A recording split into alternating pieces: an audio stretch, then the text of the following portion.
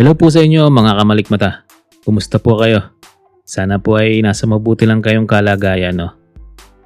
Pasensya na po at ngayon lang po tayo nakapag-record ulit. Medyo nakakuha tayo ng tiyempo na huminto yung ulan. Medyo maingay po kasi yung patak ng ulan dito sa bahay dahil bungalow lang po ito.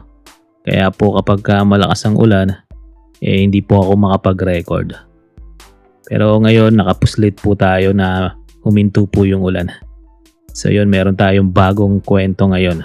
Kaya pasensya na po sa mga re-upload natin itong mga nakaraan. Ngayon po ay puro new stories na po ang ating i-upload simula ngayon. And mag-shoutout na po ulit tayo. So yun, tapusin nyo po ang ating mga kwento dahil sa dulo ay meron po tayong shoutout. So anyway, start na po tayo. Magandang araw, Sir Van. Kumusta po kayo? Bagong listener po ako sa channel mo. Ako pala si Marlo. Ang ibabahagi kong kwento ay tungkol sa garahe ng kapitbahay namin. Bale, maliit na daan lang yung pagitan ng bahay namin. Kumbaga, magkaharap lang ang bahay namin at bahay nila Manong Dodong. Medyo may kaya sa buhay, kaya nakapagpagawa ng malaking garahe. Sa amin kasi tamang bahay-bahay lang na yari sa pawid ng bubong. Malapit ang pamilya namin sa kanila. Parang kapamilya na ang turing sa amin. Kapatid na rin ang turing ko sa bunso niyang anak na si Maymay. 15 anyos ang edad. Matanda ako ng 5 taon. Minsan kapag nasa trabaho ang magulang niya, sa amin muna siya tumatambay. Close na close po kaming dalawa. Pero wala yung mali siya, Sir Van. Hindi ko malilimutan ang mga nangyari ng panahon na yon. Bigla na lang nagbago ang lahat nung hindi ko inaasahan ang nangyari kay Maymay. Sa pagkakatanda ko, napansin kong bihira na lang siya lumabas ng bahay kapag weekend. Inakala kong may problema sa pamilya niya kaya ganon. Pero nung makausap ko si Manong Dodong, tatay ni Maymay, ang sabi nito sa akin, bigla na lang daw nagbago ang anak nila. Parang palaging takot at tahimik na rin. Isang araw noon, Sir Van, habang pauwi ako sa bahay, galing ako ng bayan, nakita ko si Maymay mag-isang naglalakad. Hindi ko siya tinawag noon, nakasunod lang ako sa kanya sa likuran. Pero nagtaka ako nung bigla na lang siya kumaripas ng takbo. Sumapit ang gabi. Meron akong napansin, Sir Van, sa labas ng garahe nila Maymay. Nung time kasi na yon, nasa bintana ako banda. Kaya nakita kong may taong nakamasid sa bahay nila Maymay. Maaga pa nun, mga 8 PM siguro.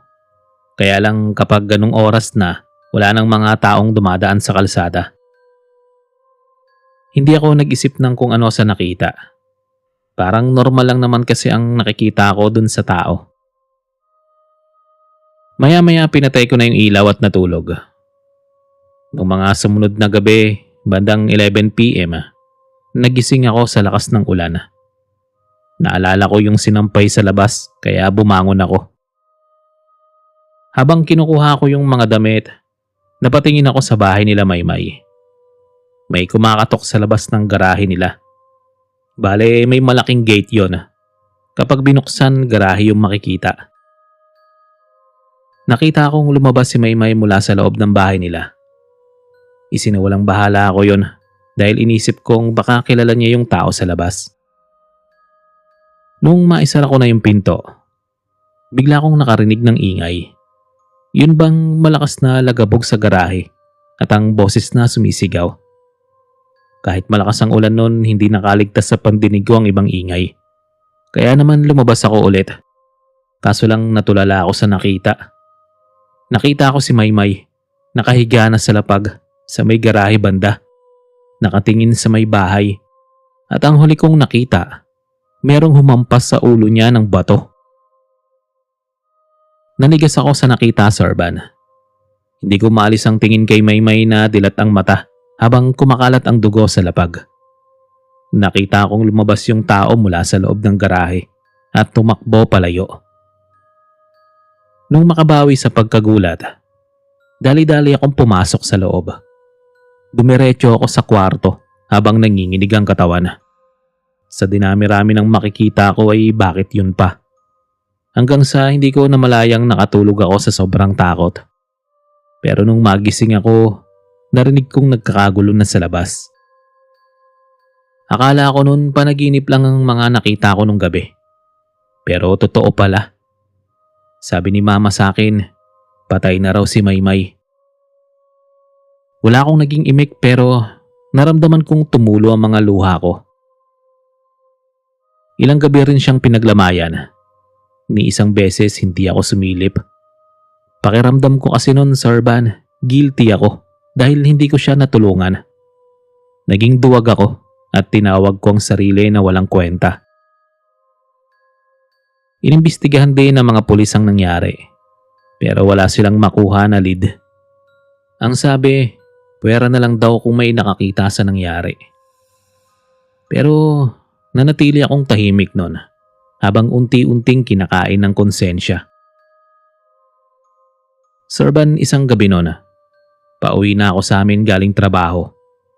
Nasa malayo pa lang ako, marami na akong nakitang mga motor na nakaparada sa labas ng bahay nila Maymay. Yun na kasi ang huling gabi niya. Nung marating ko ang harap ng bahay, napatigil ako sa pagtulak ng motor papasok sa loob. Narinig ko kasing may tumawag sa pangalan ko. Lumingon ako pero wala naman akong nakitang tao. Saktong papasok na ako sa bahay nang makasalubong ko si mama at papa. Inaya pa nila akong pumunta kila Maymay. Pero ang sabi ko, susunod na lang ako. Ilang minuto ang lumipas noon. Pumunta ako sa lamay ni Maymay. Naramdaman kong nanginig ang tuhod ko. Dahil habang papalapit ako sa kabaong niya, naalala ko yung nakita. Humingi ako ng sorry sa kanya at umalis dahil hindi ko kayang tumagal doon. Nahihirapan na rin ako matulog tuwing sasapit ang gabi. Kaya minsan kailangan kong uminom ng alak para makatulog. Sa tuwing pipikit ako, mukha ni Maymay ang nakikita ko. Sa isip ko noon baka kinokonsensya niya ako. Pero wala pa akong lakas ng loob para magsalita. Inisip kong baka ako ang balikan ng pumatay kay Maymay. Pansin din ng magulang ko ang mga pagbabago sa akin, Sarban. Kaya ilang beses nila akong tinanong kung ano ang nangyayari sa akin. Hanggang sa isang gabi, hindi ko alam kung namamalikmata lang ako sa nakita. Sa garahe kasi nila Manong Dodong, nakita kong nakatayo si Maymay doon. Kinurap-kurap ko pa yung mga mata ko at nakatayo talaga siya doon. Pero bigla din siyang naglaho nung akmang lalapit ako. Kinagabihan, bandang 11 PM, nakarinig ako ng panaghoy. Narinig ko ang sigaw ni Maymay. Humihingi siya ng tulong. Nung hindi ko makaya ang sigaw niya, tinakpan ko ang mga tenga ko. Bigla yung nawala, kaya akala ko okay na. Ilang sandali nakita ko siya mismo sa loob ng kwarto. Nakayapak lang at nakasuot ng puting pajama at t-shirt. Napasigaw ako nung biglang may dugong lumabas sa ulo niya. Saka ko lang napagtanto na panaginip ang lahat. Sumunod na araw, nangailangan ng trabahador si Manong Dodong. Marunong kasi akong magmekaniko ng mga sasakyan. Natutunan ko lang din yun kay Papa. Nag-overtime ako ng mga oras na yon dahil kailangan ni Manong Dodong ang sasakyan maaga pa. Wala rin kasi siyang ibang masakyan kaya no choice ako. Napatingin ako nun sa relo ko. Mag-aalas 10 na ng gabi. Hindi ko na malaya na gabi na pala dahil focus ako sa ginagawa. Sarban, nung gabing yun, nagsitayuan ang mga balahibo ko. Habang nasa ilalim ako ng sasakyan, napahinto ako sa ginagawa. Meron kasi akong nakitang dalawang paa sa bandang uluhan ko. Sinundan ko yun ng tingin hanggang sa huminto ito sa bandang kaliwa ko.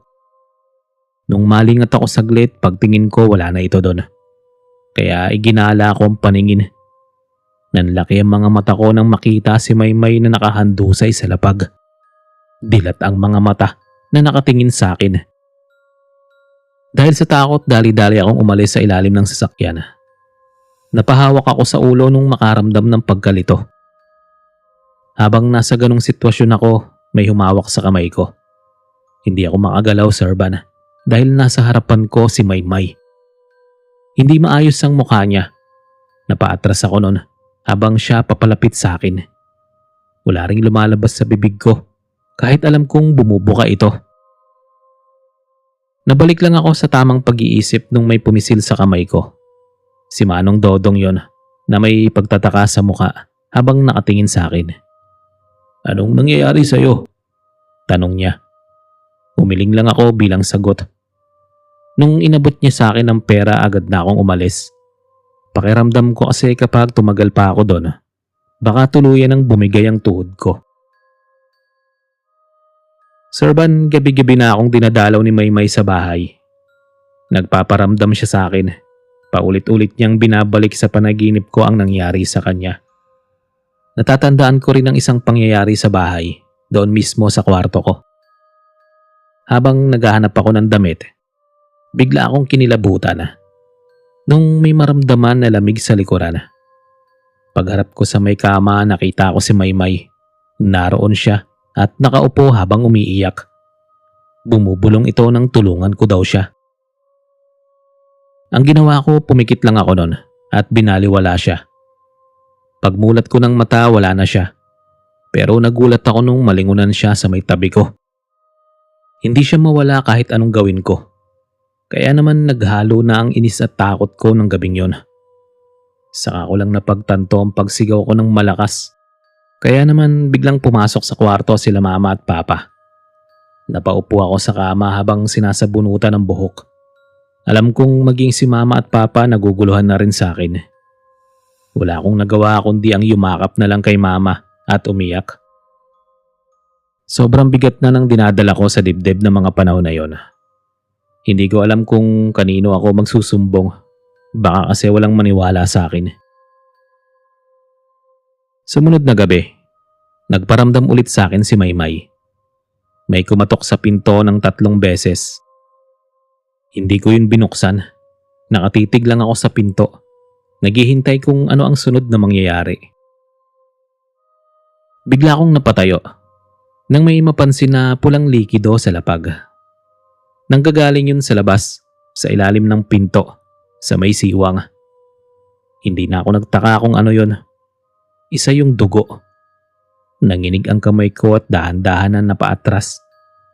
Bumalik sa isipan ko yung gabi na nakita ko. Kitang-kita ko kung paano hinampas sa ulo si Maymay. Nagwala ako sa kwarto habang sumisigaw ng tama na. Hanggang sa bumukas ang pinto at pumasok ang magulang ko. Hindi na ako nakatiis at sinabi sa kanila ang nangyari kay Maymay. Parehong hindi nakaimik ang magulang ko, Sir Van. Nakipagtulungan din ako noon sa mga pulis. Pero wala pa rin resulta sa pagkamatay ni Maymay. Naisip ko noon umalis muna sa lugar na yon at pumunta sa probinsya. Ilang buwan ang lumipas bago ako nakapag-move on sa nangyari. Nalaman ko mula kay Manong Dodong na nagkaroon siya ng kaaway noon at malakas ang kutob niya na baka may kinalaman ito sa pagkamatay ni Maymay.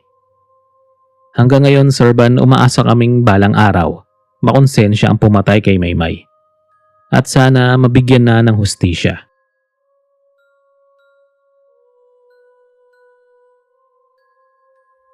Mapagpalang araw po, Sir Van. Tawagin mo na lang ako sa pangalang Magnus. At ito ang kwento ko.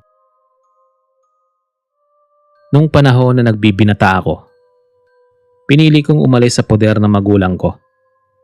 Aaminin kong hirap kami sa buhay, kaya naisip kong umalis at maghanap ng trabaho. Malaki na ako at kaya nang magbanat ng buto.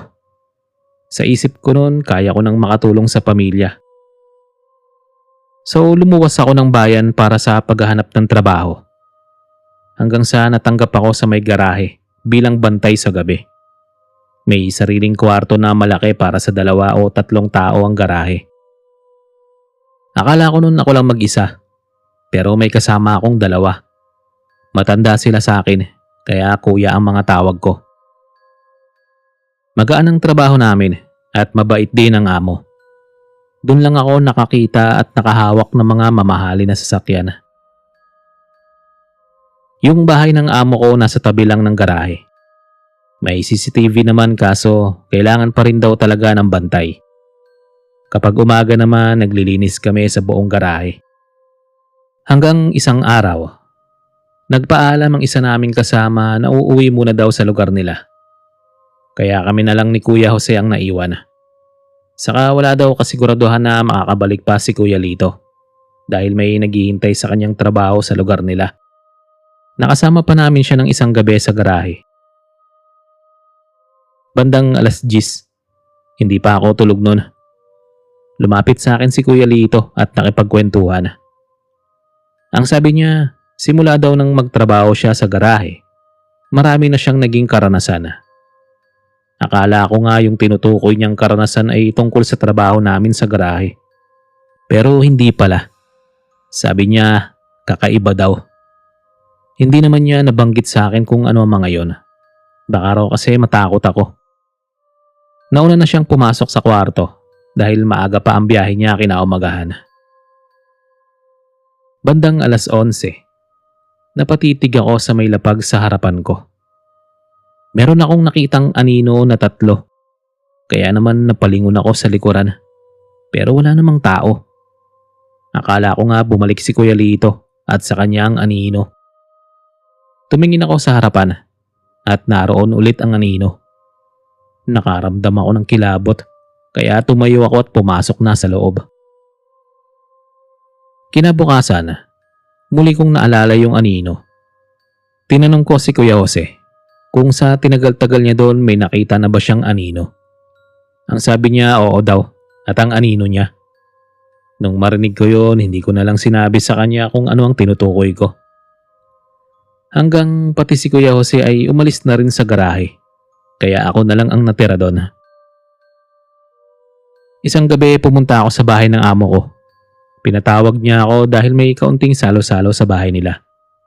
Kumain lang ako ng kumain at nang mabusog nagpahinga muna. Umihi ako noon sa tabi malapit sa bakod kung saan tanaw ko yung loob ng garahe. Saka ko lang napansin ang isang anino. Hindi ko makita kung sino ang nagmamay-ari nun. Kaya naman nagpaalam na akong umuwi. Akala ko nun may taong naghihintay sa akin sa garahe. Pero pagdating ko wala naman. Wala na rin doon ang anino na nakita ko. Kinilabutan ako dahil pangalawang beses ko nang nakita ang anino na yon. Sumunod ulit na gabi, Sorban. Bago ako matulog, inayos ko munang lock ng pinto. Aminado kasi akong medyo may pagkamantika ako kung matulog. Mahirap na akong manakawan. Kakahiga ko pa lang noon nang may marinig akong yabag sa labas.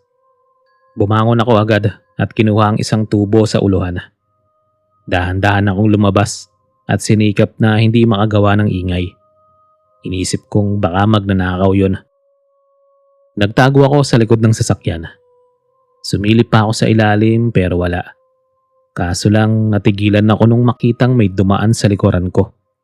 Kitang-kita ko yung anino. Mabilis akong tumayo at sinundan ito kung saan pumunta. Hanggang sa hindi ko na ito nakita pa. Kinutuban ako ng mga oras na yon. Hindi ko alam kung anong klaseng anino ang nakikita ko. Bumalik ako sa loob ng kwarto at natulog. Binaliwala ko na lang ulit ang nakita. Habang nakapikit ako noon, Sorban, pakiramdam ko may nakatingin sa akin. Alam niyo ba yung pakiramdam na parang may kasama ka kahit alam mong wala naman at nag-iisa ka lang? Ganyan na ganyan ang pakiramdam ko. Minsan naisip kong umalis na lang sa garahe. Pero pinili kong manatili doon dahil mahirap nang makahanap ulit ng trabaho. Hanggang sa nagkaroon ulit ako ng bagong kasama sa garahe. Umalis kasi yung amo ko para sa bakasyon nila.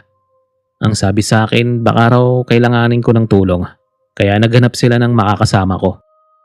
Tawagin na lang natin siya sa pangalang Gerson, pamangkin ng amo ko. Mabait naman siya, Sorban, at madali kong naging kaklose. Kaya lang medyo weirdo siya kapag mag-isa. Tanghaling tapat nun sa pagkakatanda ko. Natutulog ako sa may kwarto. Pero si Gerson nasa labas. Sa may duyan siya humiga. Tuluyan akong nagising dahil sa ingay niya. Tawa siya ng tawa kahit alam ko naman na mag-isa lang siya sa labas.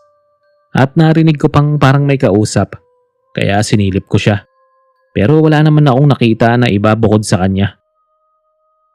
Hanggang sa sumapit ang gabi. Inaya ko na siyang kumain na kami. Tumayo siya at nagsalita ng, "Gutom ka na ba?" Akala ko tinatanong niya ako.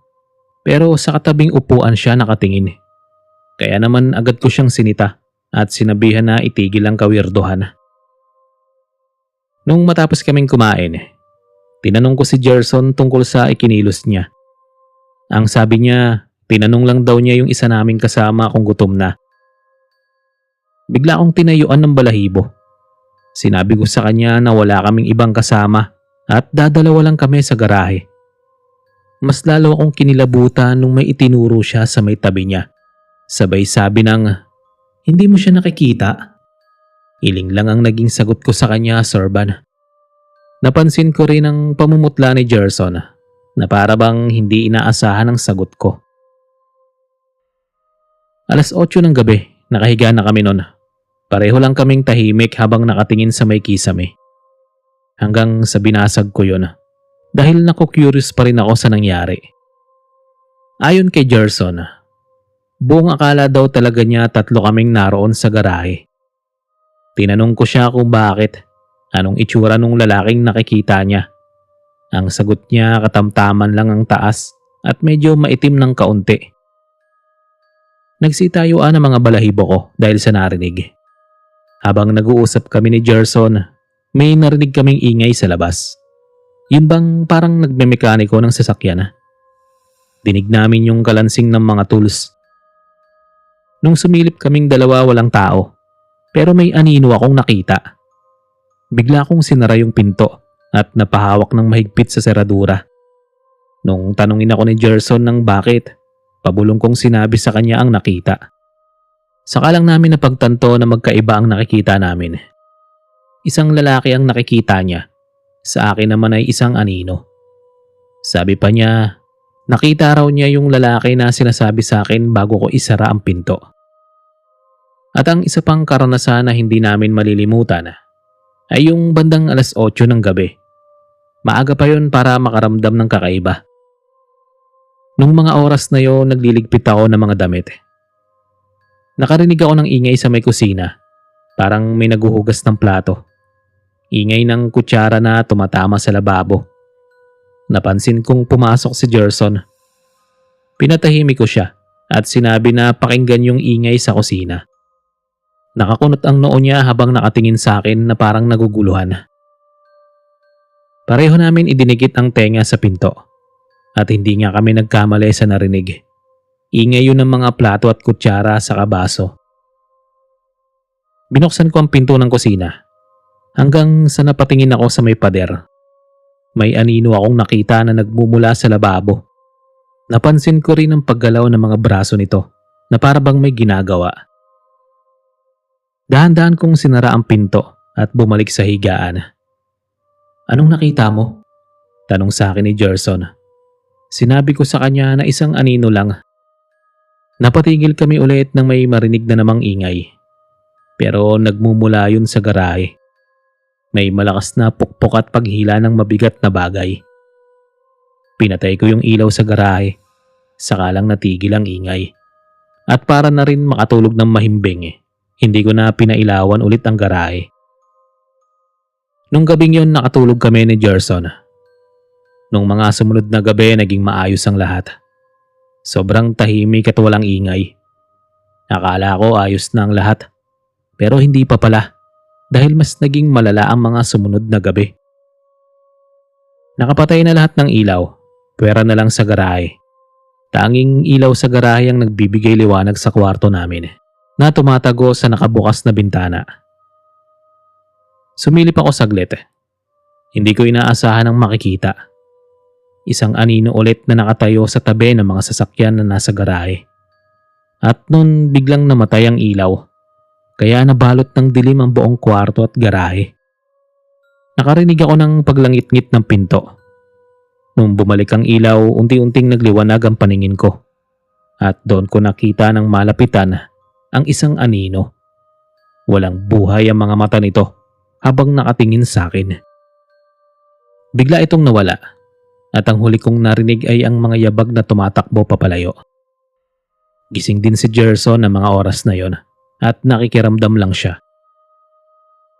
Naisipan namin na matulog na lang at huwag pansinin ang nasa paligid. Bandang alauna, nalimpungatan ako, Sir Van, dahil sa sigaw ni Gerson. Inaantok pa ako nung bumangon. Nakita kong sumisipa ang dalawang paa ni Gerson at nakapikit ang mga mata. Agad ko yung nilapitan at hinawakan ng dalawang paa.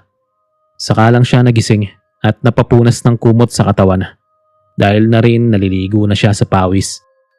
Narinig ko pa ang bulong niyang panaginip lang daw ang lahat. Tinanong ko siya kung ayos lang ba. Ang sabi niya ang sama daw ng panaginip niya. Ikinuwento niya sa akin ng mga oras na yon na meron daw humihila sa kanya sa dalawang paa niya. Hindi raw niya nakita ang mukha ng humihila sa kanya sa panaginip. Basta ang alam lang namin, lalaki at isang anino ang nakikita namin sa garahe. Hanggang ngayon hindi namin nalaman ni Gerson kung sino ang mga nakikita namin at kung ano ang kailangan nila.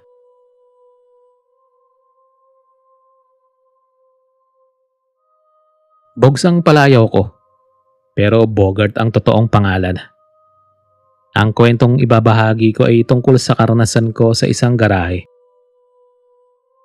Laking probinsya ako at napadpad lang sa Manila nung tinawagan ako ni tita. May narekomenda siya sa akin na trabaho. Yun ang mag-ayos ng lumang kotse sa bahay nila. Hindi naman sa pagmamayabang. 15 years old ako noon nang matutong magkumpone ng mga sasakyan. Kaya naman tinanggap ko na ang trabaho. Sayang naman kasi kung tatambay lang ako sa bahay. So ayun na nga. Binilhan na ako ni tita ng ticket. 3 araw muna akong tumambay bago ako nagsimula. Sinamahan ako ni tito sa likod ng bahay para makita yung kotse na sinasabi nila. Kinakain na rin yun ng mga lumot at damo.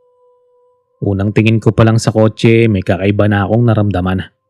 Pero binaliwala ko na lang. Dinala namin sa garahe yung lumang kotse dahil mas maayos akong makakakilos doon. At kahit gabi makakapagtrabaho ako dahil maliwanag naman sa garahe. Una kong tinignan ay yung unahan ng kotse kung saan nakalagay yung makina. Tinaas ko yung takip at saka nagsimulang kalikutin ng mga pyesa. Napahinto ako sa ginagawa nung biglang may narinig akong tugtog. Akala ko nga sa loob ng bahay nang gagaling, pero dun pala sa mismong kotse. Nung sumilip ako sa bintana, nakita akong radyo lang pala ang tumutugtog. Pinatay ko yun at bumalik sa unahan. Kaso tumunog ulit yung radyo. Ipinasok ko sa bintana ang ulo, saka inabot ang radyo. Kaso gano'n na lang ang sigaw ko nang may humawak sa braso ko. Agad kong nilabas ang ulo sa bintana habang hawak ang braso. Dumating din si tita at tito. Tinanong nila ako kung bakit sumigaw. Sinabi kong nagulat lang sa butike na nahulog sa braso ko kaya napasigaw. Tumawa naman sila nun. Akala daw nila kung naano lang ako. Napansin ni tita yung tunog. Akala nila inayos ko yun kaya gumana.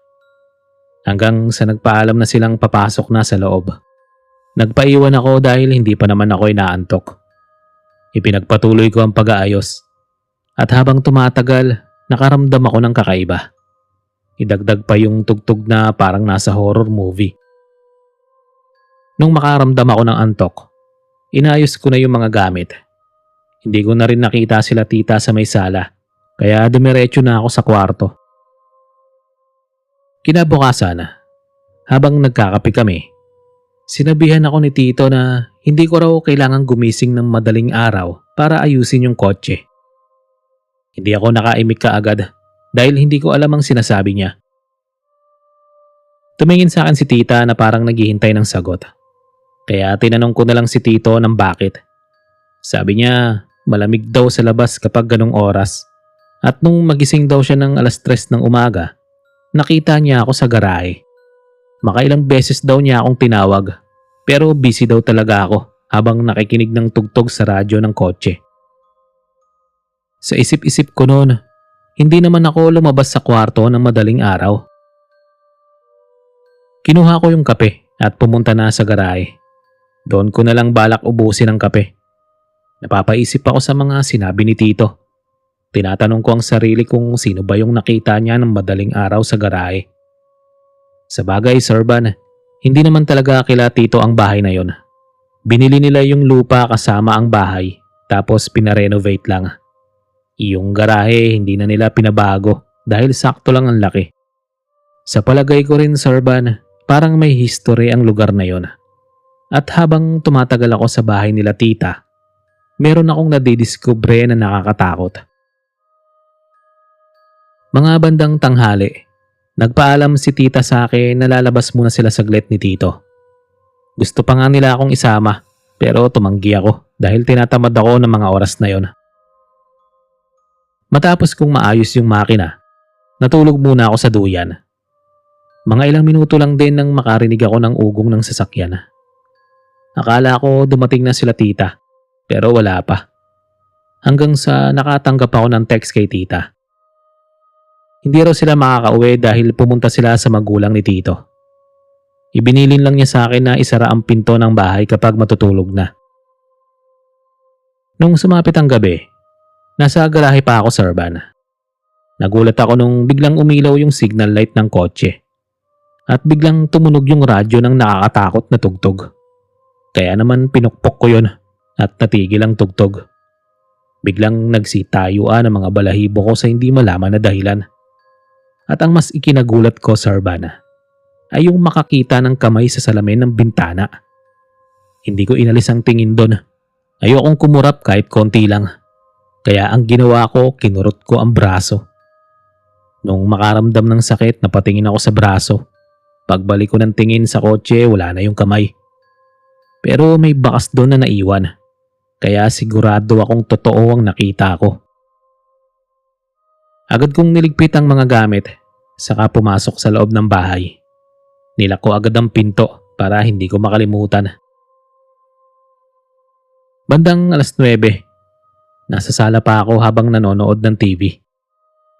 Kinuha ko yung remote at hininaan ang volume dahil may naririnig ako sa labas na ingay.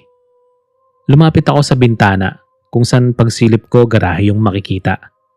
Hinawi ko ng konti yung kurtina at dahil maliwanag sa garahe, kitang-kita ko, Sir Van, na merong tao sa loob ng kotse. Nakaupo ito sa may driver seat at yung signal light ng kotse patay sindi. Nagtago ako sa pinto nung mapansin na lumingon sa may bintana yung tao.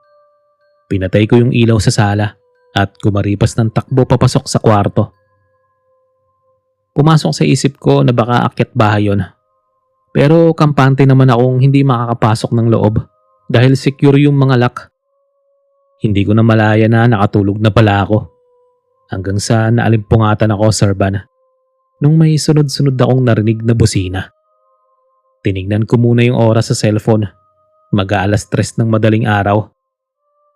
Sobrang ingay sa may garahe. Alam kong hindi yun sila tita dahil alam ko kung anong oras sila darating.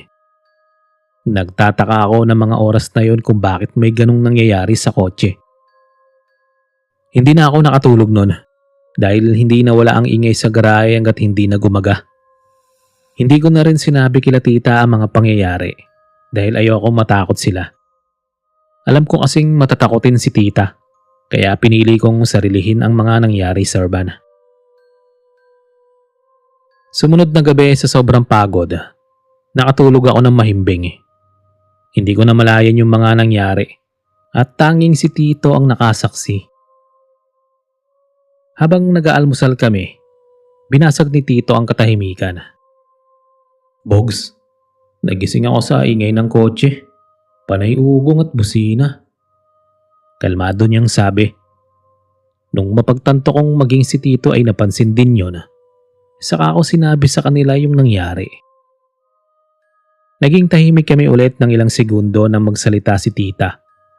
Ang sabi niya, wag daw namin siyang takutin. Pero ipinaliwanag sa kanya ni Tito na totoo ang sinabi niya. Maging ako, Sir Van, pinilit ko si Tita na maniwala. Sinabi ko rin na lahat ng kwento ko ay hindi gawa-gawa. Pareho kaming may nakikita ni Tito na isang tao sa lumang kotse.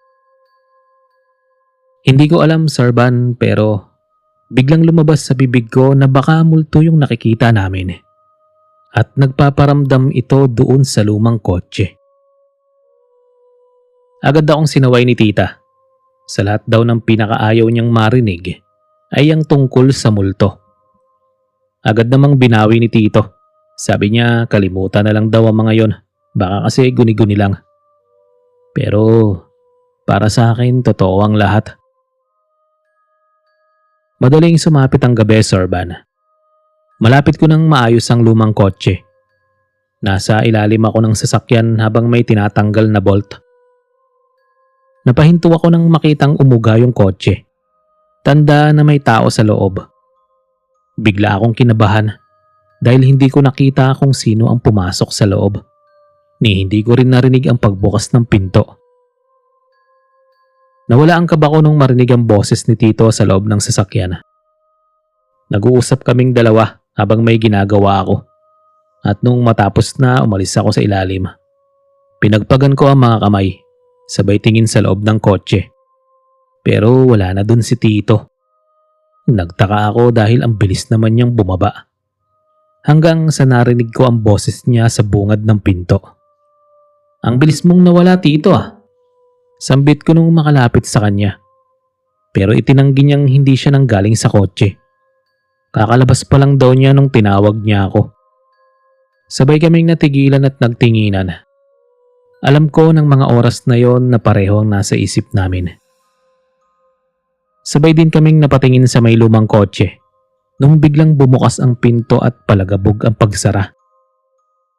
Hindi na ito maganda. Bulong niya. Sinabihan ko na lang siya na wag nang pansinin. Nung gabi na yon kinausap ako ni Tito na wag nang ayusin ang lumang kotse.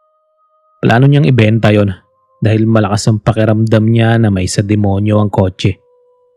Pansin ko rin na parang iniisa-isa kaming takutin nung taong palagi naming nakikita sa loob ng kotse. Nasa loob kami ng bahay habang si Tita naman nasa garahe. Ewan kung ano ang ginagawa niya doon. 10:00 ng gabi na yon, sa pagkakatanda ko. Nakita akong tumakbo palabas si Tito kaya sumunod ako. Naabutan ko siyang binubuksan ng pinto ng isang kotse. Nakita ko rin na naroon sa loob si Tita. Nung mabuksan ang kotse, humahagulhol ito ng iyak. Ayon sa kanya, nung kinuha niya ang hikaw sa loob ng kotse, bigla na lang daw may sumara ng pinto. Nakita daw niya na may nakatayo sa unahan na isang tao at sa tingin niya lalaki yon. Mabuti na lang daw dala niya yung cellphone at nakatawag kay Tito. Dahil sa nangyari na yon, saka lang naniwala si Tita sa mga kwento namin.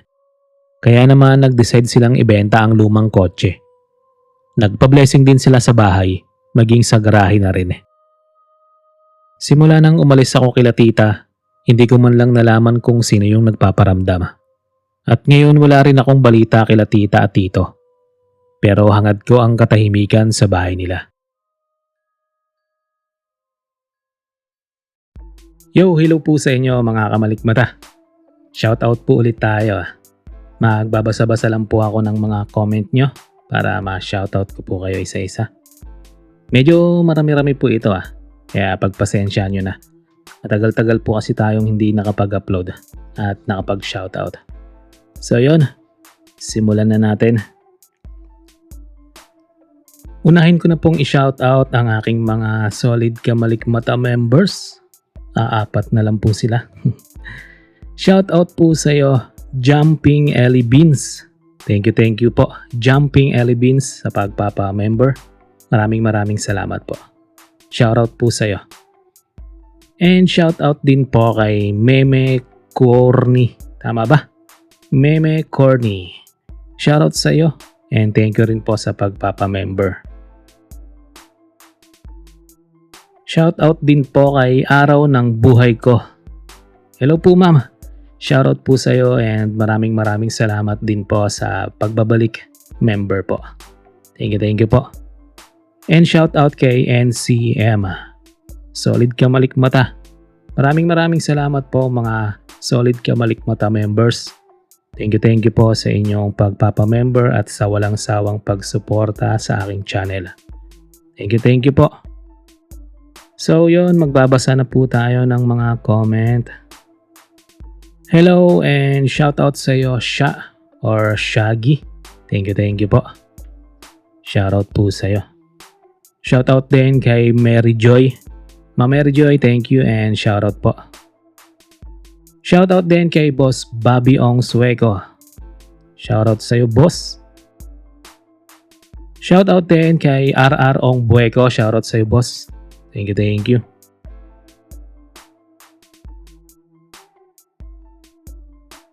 Palaging nagko-comment si ma'am. Maraming salamat po and shoutout po sa iyo. Shoutout din kay Ma'am Rosemary Santiago. Tama ba? Shoutout sa iyo Ma'am Rosemary. Thank you po. Shoutout din kay Ma'am Catherine Salem.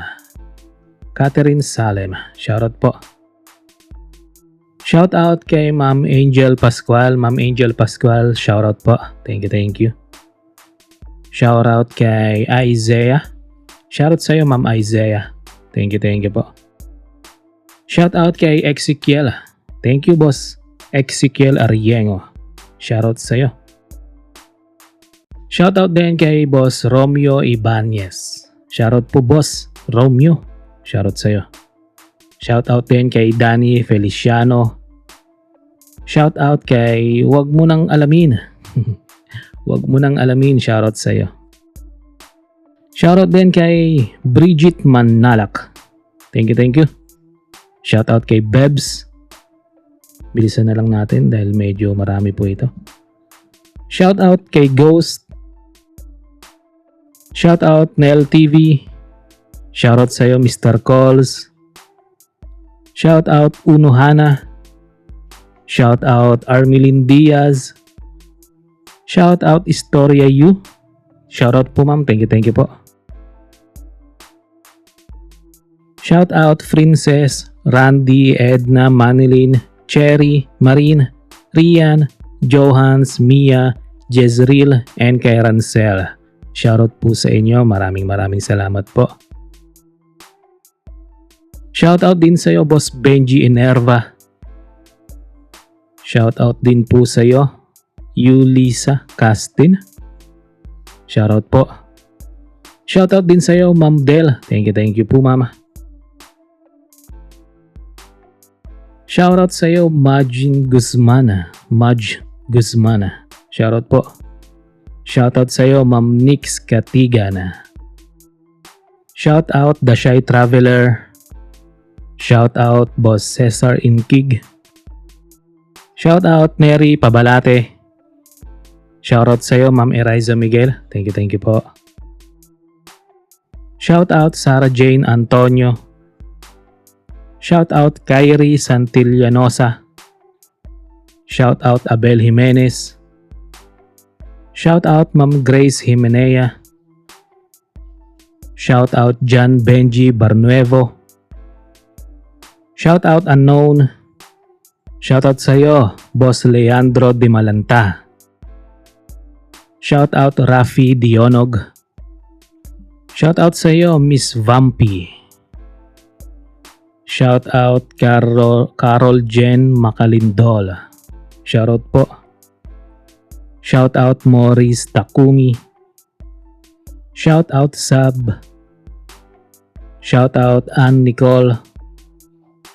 Shoutout sa iyo Capricorn. Shoutout sa iyo Rachel Francisco. Shoutout Shoutout Samuel Lieno. Shoutout sa iyo Lucas. Shoutout Tinderang Pusa. Shout out Beautiful Nightmare. Shout out Maria Gracia Ver. Shout out Animusly. Shout out sa iyo Nad Vlogs. Shout out Kim Vincent Kalimpong. Shout out sa iyo, boss. Shout out sa iyo Bernadette Alegarbes.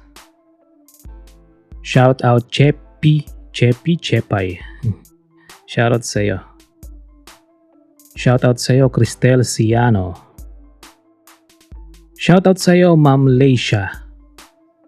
Shout out Joshua Chris.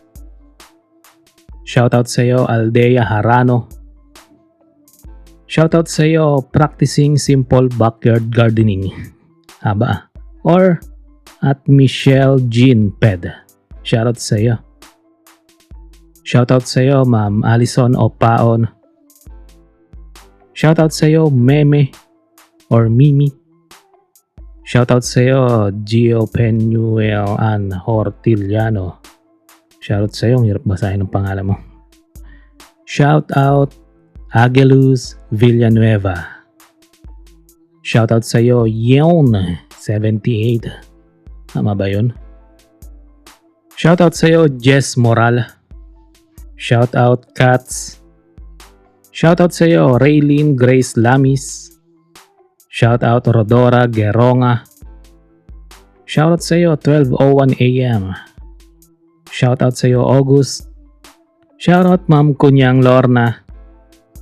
Shout out sa iyo Solen MLBB. Tama ba? Shout out sa iyo. Shout out Bricks Dane. Shout out Ma'am Lady Jane. Shout out Stock Journey. Shout out sa iyo Mel Swicard. Shout out sa iyo Jenny Vel Santiago. Shout out sa iyo Exclusive Barbers. Shout out po. Shout out Toffer Ventura. Shout out John Joseph Yuzon. Shout out Milcy. Shout out sa iyo Corazon Federizo. Shout out Rosenkrantz. Shout out Jeremy Estrada. Shout out 6 Who Cares 9. Shout out sa iyo Ma'am Sofia Kyla Filipina. Shout out What Makes Me Sane. Shout out Horror Historia. Shout out Ma'am Sagittarius. Shout out sa iyo Kuya Con. Shout out sa iyo Paul Vincent Serios. Shout out Alexamam. Agamom. Bravo. Shout out Kuya CJ. Shout out Jorkin Marte. Shout out sa iyo Richard Goho Cruz. Shout out sa iyo Rezil Francisco. Shout out Master Yi. Shout out sa iyo Ma'am Salve Joy Latumbo. Shout out Precious. Shout out sa iyo IC Studio. Shout out Flip Gaming. And shoutout po, Val Lanante. So yun mga kamalikmata, hanggang dito na lang po muna ang ating shoutout. Comment lang po kayo sa ating mga videos, lalo na po dito sa bago nating upload. Dahil dito po ulit ako magsisimulang magbasa ng mga comment para sa next episode ng shoutout natin. So yun muli, ako po si Van Malik, ang inyong narrator. Ako po ay lubos na nagpapasalamat sa inyong lahat. Kita-kits po sa mga susunod na kwento. Hanggang dito na lang po muna. And I thank you. Ciao.